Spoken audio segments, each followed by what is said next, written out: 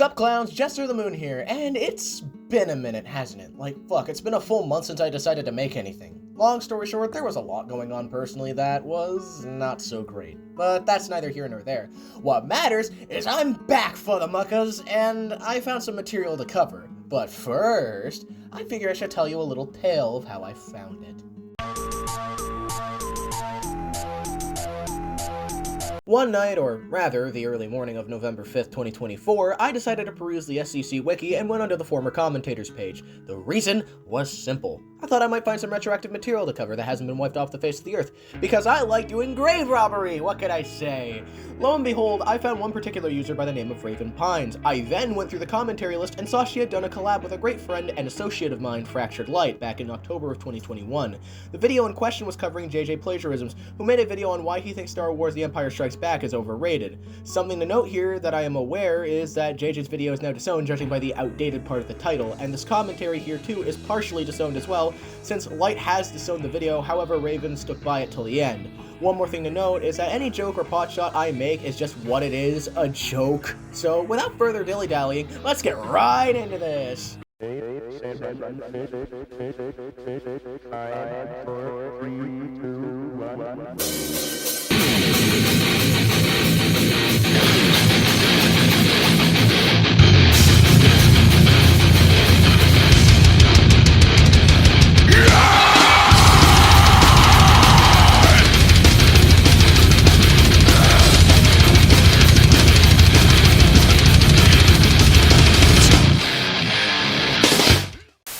Spoiler warning for the Star Wars original trilogy, and to an extent the prequels too. Ow! Hey Raven, didn't expect you to be here despite the fact we agreed to co-op, wrote the script together, and I edited this with both your avatar and your lines. Okay?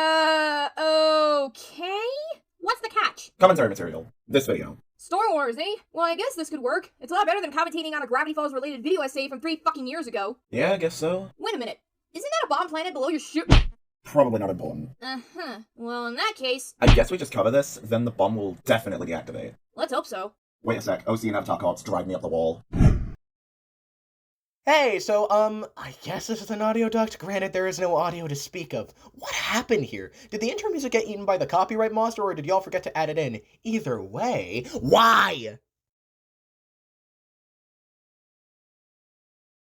I killed my father too, and you don't hear me whining about it. Empire Strikes Back is considered to be the best Star Wars movie, apparently. I don't agree. If you've seen my review of Empire Strikes Back and my final ranking in the Rise of Skywalker review, Empire was the least impressive of the original 6 Lucas Star Wars films. And that got me thinking, how could Empire Strikes Back be the lowest scored of the OG 6? Keep in mind, OT Fanatics are the one that blew this film up above everything else, and Empire Strikes Back also happens to be the Star Wars film that George Lucas had the least to do with. So the point I'm bringing up is that Empire Strikes Back is the weakest of the original 6 movies, instead of being the best. Citation needed, because you throw claims around without any significant weight. Me saying the feet pics or it didn't happen would hold just as much weight. Suppose I ought to clarify what I mean by citation needed. That is directed at this film being the one that George Lucas had the least to do with, not necessarily that Empire is the most praised of the films. That's kind of common knowledge. Nice point! That clarifies where you're directing your copy pops up a statement! Too bad it won't save you. You know, like, you say citation is required, but yet you don't even seem to try and look into it much yourself to see if JJ's claim was even true or not. That being said, with a quick Google search, I found that JJ was right about George Lucas having the least amount of involvement with the film to a degree, as he was only an executive producer for Empire, meaning he only oversaw the process of the film being made, with Irvin Kershner being the director and Lawrence Kasdan and Leigh Brackett being the screenplay writers. The only thing George Lucas actually did, though, in terms of involvement, was write up the draft for it, and that's basically it. Just cliff notes and such to work off of. Can I just say that I really hate the tone of this video? Like, again, you don't like the movie, but god damn, you act like Mark Hamill killed your dog or something. Listen, if I were you, I wouldn't be getting uppity about others' tones. My ears are bleeding from the shrillness alone. But really, his tone is fine. He doesn't really sound angry or dramatic, he's just reading off his point with a bit of a louder volume. And by extension, his wording isn't really overblown either. It's definitely negative, sure. But at the same time though, in a video covering somebody's negative opinion on a movie, you have to expect that. Fuck, you even acknowledge said detail. Your point would work had it had actually applied it to JJ's point presentation and tone. With all that being said, you on the other hand, sure as hell made it sound like he stole your lunch money and then proceeded to burn down your fucking house. Get ready for the tone to sour the entire video. It will get worse from here. And you guys get ready for the well-poisoning statements.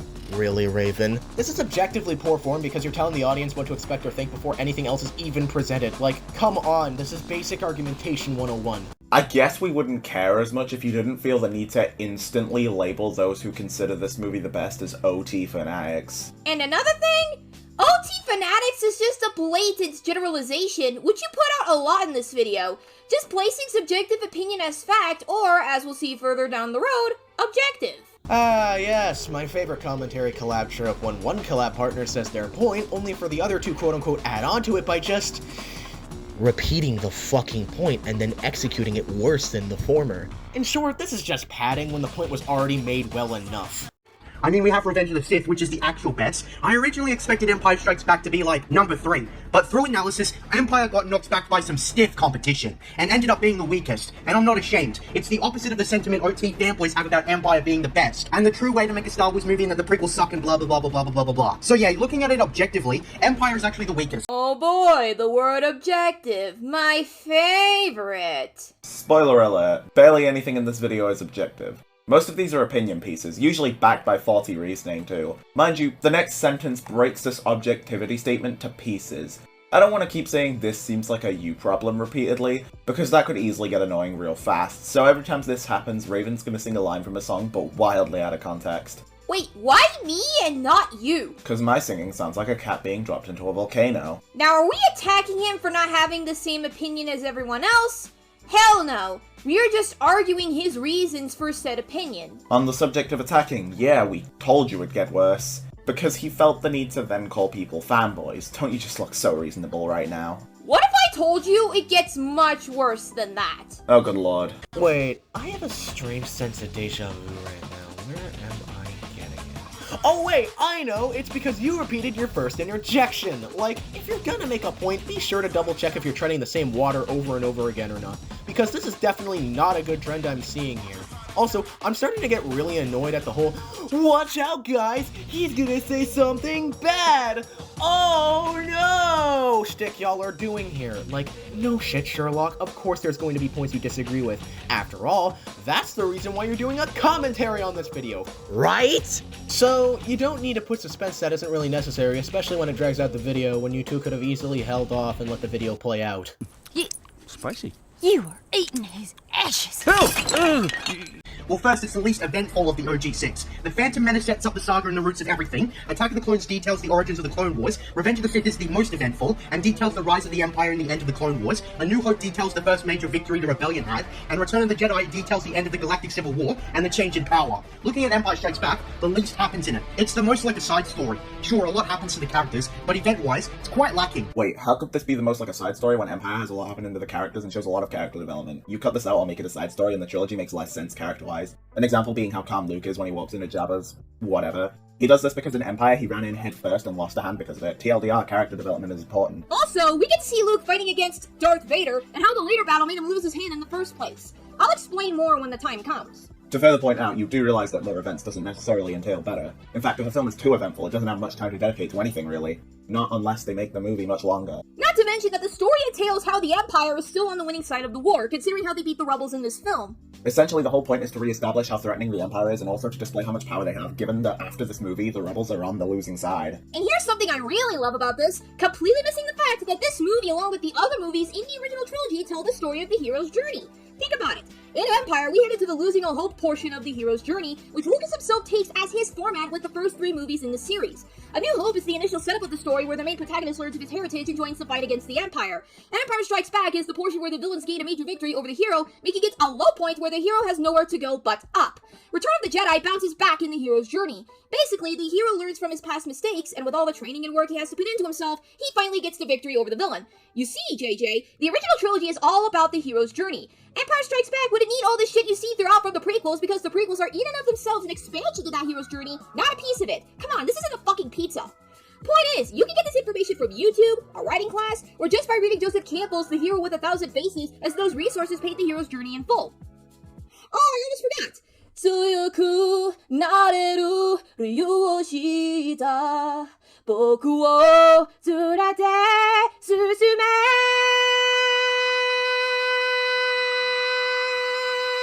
See, this would have been a good point, a really good point actually, had y'all structured it better between yourselves. What do I mean by this? Well, unlike in most other collabs where different points are made by each person and points can be expanded upon with other supporting info, this again feels like y'all are parroting each other with the radical addition of feeling like I'm gonna have a stroke!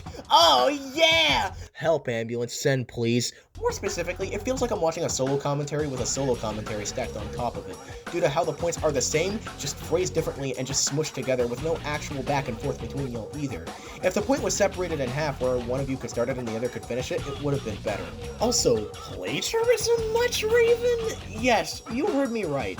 Thanks to Light giving me some info when I was talking about scripting this video, Light gave me the script for your collab, and we were able to find you stole Joe Coon's point of all people from the comments in the Google Doc. Like, come on, look at the side-by-side comparison here, take away all the fluff at the beginning and throw out all the quirkiness, like a bunch of fools at a bar who've had too much to drink, and you'll find they are one and the fucking same. Like it if you removed your hand. I'd like you to remove your head from your ass, but I don't see that happening anytime soon!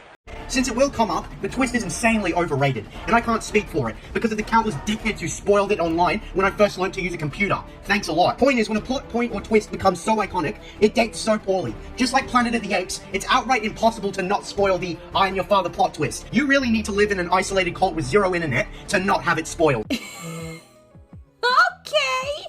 Homie! Bro! Just because something is iconic doesn't mean it dates poorly. Sure, it's annoying to some, but it's not dated by today's standards in some cases. I mean, how many people do you see go around in public with freaking Pikachu merch? Ha ha ha! Look at me with my human teeth, and my human arms, and my human sus. You know, now that I think about it, how am I sure I'm commentating on a real person and not a skinwalker?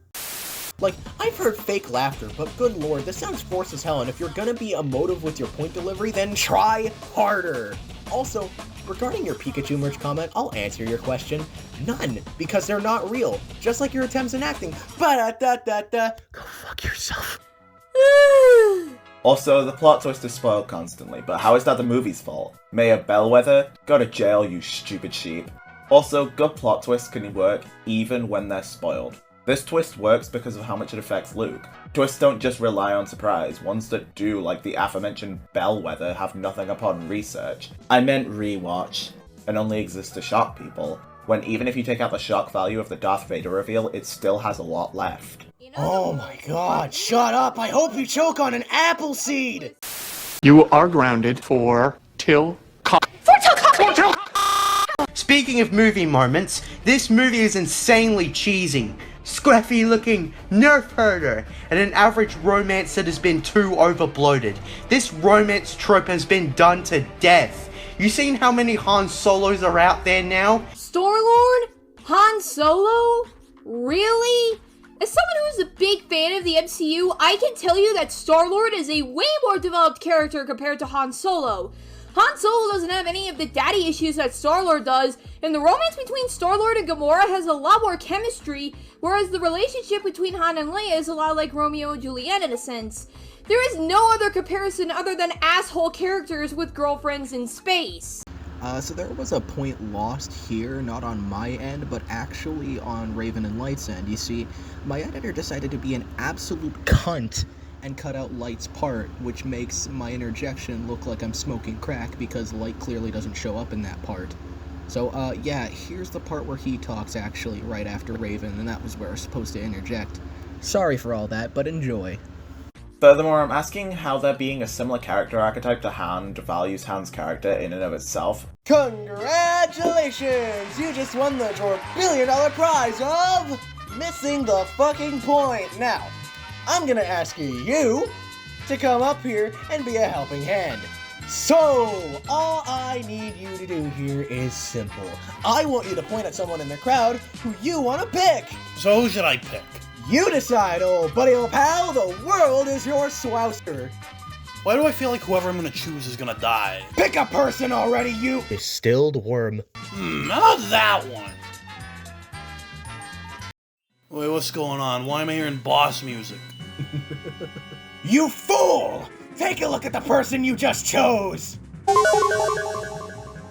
Yeah!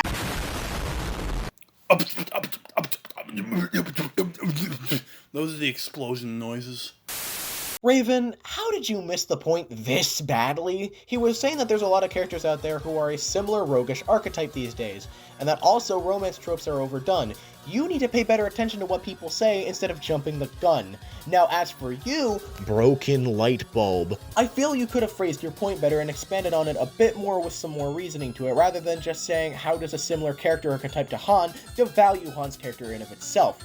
You could have said something like this. JJ, I think that's a little bit of a silly complaint to have with a movie from 44 years ago, considering it was a fresh idea then, and it shouldn't be negatively compared to films from recent years because, oh no, it decided to use tropes as a springboard for its characters and stories like any piece of media does. If tropes and character writing didn't exist, it'd be like a human with no bones. It'd only be a pile of muscle and flesh unable to support itself, writhing in its own cesspool. Case in point being, you can't build something without a foundation.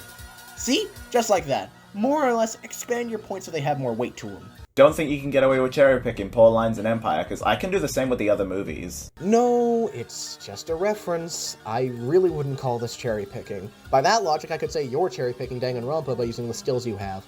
Also, he wasn't saying that the line nor the dialogue itself in the movies with romance was bad, he was saying that the trope was just overdone, and again, y'all just missed the fucking point. Yet you're second on your own team, aren't you? Oh, shut it, Moustache!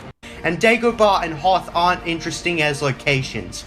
Let's start with Hoth. Hoth has no other purpose than to be the location of the rebel base, and while it's a new terrain, I really am not interested in it, as said in my initial review. I came in like a wrecking ball! I'm curious as to why Hoth only having one purpose is necessarily a bad thing. If it was purposeless, I'd totally get it, but to be honest, you're not elaborating, and it's beginning to confuse me.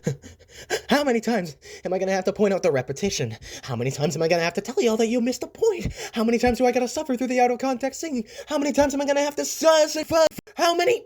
Jorbo, the chicken nuggies are ready. Hey, are you alright? I'm okay.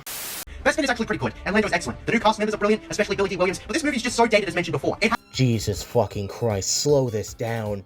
It's fine having sped up segments of the video for context and reducing padding, usually at a decent pace that's fast, but not 300 kilometers an hour through a fucking school zone. I'm barely holding on to whatever semblance of English I can hear from this. As the villain kills his own name cliche, which doesn't work most of the time, because it makes no sense. It just makes the villain come off as arrogant. And thinking it from a strategic perspective, learning that failure means death, it would lower morale and probably cause defection or desertion. I think the war thing was done way better in the prequel films, because we're free from this cliche unless you count Order 66 or the Separatists, but it's done in a way where it makes narrative sense, and Palpatine has a reason to do it. But this cliche is something Disney has really embraced, and this shit happens for no reason. Take the first episode of Star Wars Rebels. First Jedi you've ever seen, sir? Jesus! Callus, have a little compassion. You and this random stormtrooper are essentially stranded, and you decide to lower your chance of survival by kicking this guy off for trying to light the mood? Shame on you! This is so irrelevant to the main point that it hurts me. So to address your initial anger and confusion, Vader killing his own soldiers could be due to him being kinda an unstable brat at sometimes. This can be shown later in the movie when Vader is struck by Luke in the fight, and he instantly loses his shit and cuts off his hand. Doing this could also work in order to get the other Imperial officers to work harder, since if they know that failure equals death, they would obviously want to try a lot harder to succeed. Also, what do Disney and the Star Wars animated series have to do with anything? Adding this in comes off as you showing your hate boner for the Disney Star Wars movies and cartoons. Stop flashing us, you weirdo!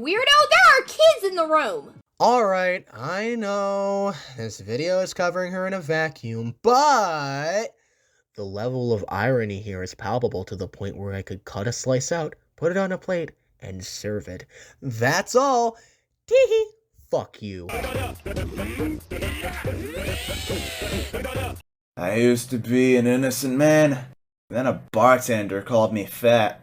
I used to be an artist with promise. Now look where I am. Fuck. What the fuck? That's my exact point on your mic peaking here. And to elaborate on the point Raven just made, I do think that having a post point to clarify what you meant is nice and everything, but I can't help but think that you doing this for your co-op partner is a little bit revealing in the sense that she ain't good at elaborating it herself. Justification behind their actions. Some people are just evil, and those pure evil villains can still be entertaining provided that they're still well characterized, I guess. Also, I've removed a point after this one because it was, for lack of a better term, shit. You know, Light, you could have also just chosen not to announce that little bit and just cut that part out or something if it was that bad too, you know? Your face explode! Overall, I think the reason Empire Strikes Back isn't that good is because it's just dated. The story is dated, the music is dated, and the concept have just been done to death. And pop culture afterwards really needs to stop mimicking this movie. This movie has been overblown, and that's what I really hate. People just reference this movie way too much, and it's just lowered my perception of the film. And there's also the fact that it's just not that great. The locations like Dagobah and Hoth aren't very impressive. I'm sorry, it's just not that good. It's hard for me to explain why the movie is overrated beyond that. People just tout this as the best movie ever, when really it's not that at all. Maybe this can be a foothold for the argument that this movie has been blown way out of proportion. High objective language, you actually return, making this feel even more weird and like you're trying to pass your opinion off as fact. It's not the movie's fault that people try to copy it. The same argument about Empire can be said for literally any movie out there. For example, I feel like I'm stuck in a time loop. I feel like I'm stuck in a time loop. I think they're broken again. Let me see if this works. Bakugan Brawl! Time loop! The fuck? Oh, hey Pcuspy. Hey Donnie. What happened? You felt like you were stuck in a time loop. Wait, a time loop? You felt like you were stuck in a time loop. Wait, a time loop? God, Like you were stuck in a God time loop. damn it. Wait, a time loop? Fuck it, I might as well start reading X-Men since I'm gonna be here for a while. Is he in there? Nah, the coast is... Snake! So, this is the part where I'm just gonna riff on the outro skit and be silly because why not? Anyways, enjoy. Huh. Good thing we conveniently survived that explosion. Nope, not an explosion. It's a mythical thing known as keyframing. yeah, no broken bones for me. Why hello that- Oh no, you're banned from here. Is this because of the pizza incident? Because look, that was just a social experiment. You colonizing the pizza was not just a social experiment or a prank, you fucking freerf.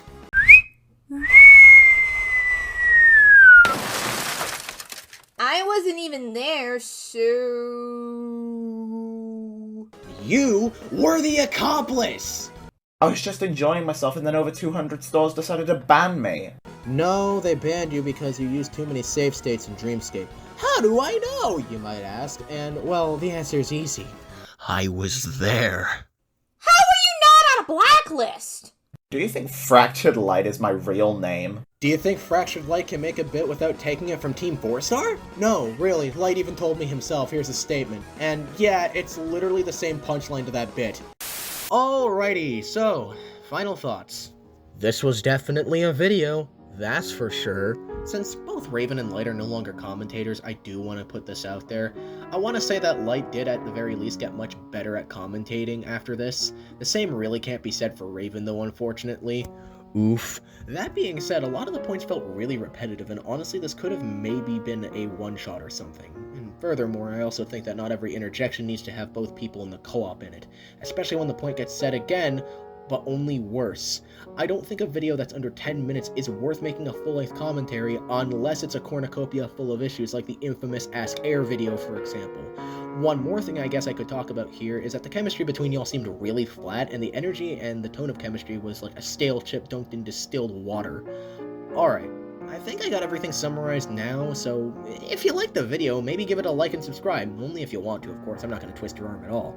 And if you like this, you should go check out the commentary groups I'm a part of too. I think they're pretty neat. So, yeah, stay safe, y'all, and have a good night.